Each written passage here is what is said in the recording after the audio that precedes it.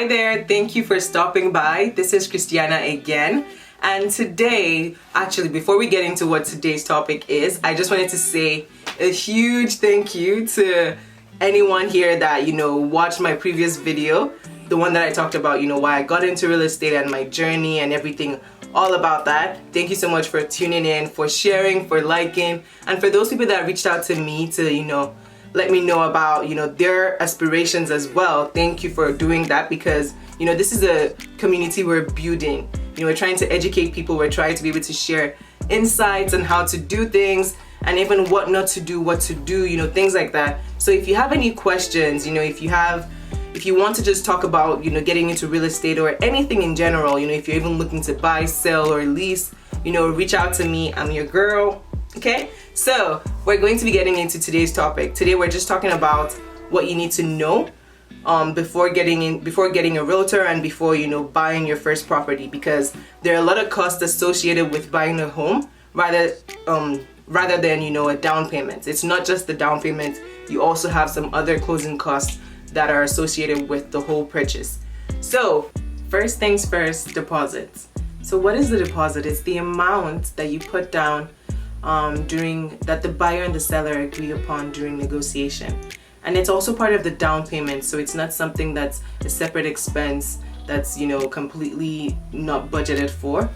But also bear in mind that the deposit is based on different things such as your situation, your financial situation, what you can actually afford to put down. It's also based on the purchase price of the property as well. And that would take us to the next thing, which is down payments. The down payment is a percentage of the purchase price that you put down for the purchase of a property. And this down payment could range between 5% and above, depending on who is buying. For more information on this, I can also make another video just to tell you a little bit about, the types of incentives that are available. So when you talk about the down payments, the lowest down payment that you can put down is 5%. And let me give you an example of a down payment structure. So 5% is only on 500,000 or less. Anything above 500,000 is 10% up until less than 1 million. So from 1 million, the down payment is 20%. So an example would be if you had a purchase price that was 600, and then when you're trying to get the down payment, the minimum down payment that you can put on top of the 500 that you have, you'll be paying 5%. Anything above that, so for the remaining 100,000, it would be 10% of that 100,000. So you basically add the figure that you get from 5% of 500,000 and 10% of 100,000 together to get your minimum down payment for a purchase price of 600,000. If you don't understand that and if you want me to explain further, just send me a message and I would love to connect with you and talk a little bit more about that with you and just to let you know, more about that. Next thing we're going to be talking about is mortgage loan insurance. So when we think about insurance, we think, oh, we need to get insurance to cover us. No. So the mortgage insurance is not covering you at all. It is covering the lender. So the bank, the person that's lending you the money, is who gets that insurance coverage. And the coverage is only placed when your when your down payment percentage is less than 20%. So if you're putting down more than 20%, then you will not qualify for the insurance. You will need to buy the insurance as well. Okay? Next thing we're talking about is, I just have my book on the ground here, so that's why I'm looking down. So it's not because of anything else.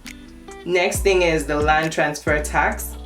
So the land transfer tax is pretty much the tax that you pay when you're transferring the land from one owner to the other.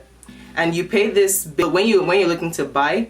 Make sure that you look at what your municipality has, the laws that are in place in your municipality. For example, in Toronto here, when you're buying a property, you have to pay land transfer tax, even additional to the provincial land transfer tax that is, what's the word? That is mandatory. That's the word. So you have to make sure that you plan ahead for that. You would be paying land transfer tax for the municipal and also for the provincial government, municipal government and the provincial government. So don't forget that. So for more questions, if you have any questions, if you have any concerns at all, if you just want to talk to me or anything, reach out to me on my Instagram, on my Facebook, whatever way, text me, call me, DM me, anything. I'll be glad to, answer your questions. My Instagram handle, you can reach me at Chris and Tio, or you can reach me at La Miss Kokoro Ewa. I will write it down here so that way it's easier for you to type. But yeah, thank you so much for watching. It was really nice making this video for you. If you like to see more content from me, stay tuned and follow me, like, share, and subscribe to my channel. And I will see you next week. Bye.